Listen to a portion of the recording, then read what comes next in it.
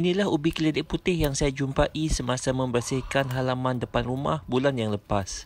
Dalam masa yang sama, saya ada menanam juga ubi keledek ini semula. Dan selang beberapa minggu, inilah hasil daripada tanaman yang telah saya buang dan saya kumpul untuk dijadikan sebagai kompos. Saya tak menyangka juga kawan-kawan, keratan ubi keledek yang saya buang ni ada yang tumbuh. Saya memang ada bercadang untuk menanam semula pokok ubi keledek, tetapi bukan di dalam guni ini. Memandangkan ianya dah tumbuh, saya pun sayang juga nak buang. Dan kebetulan juga kawan-kawan, saya memang nak banyakkan pucuk ubi ini untuk dijadikan benih. Berbalik kepada ubi yang tumbuh di dalam guni ini, saya tambah media tanamnya.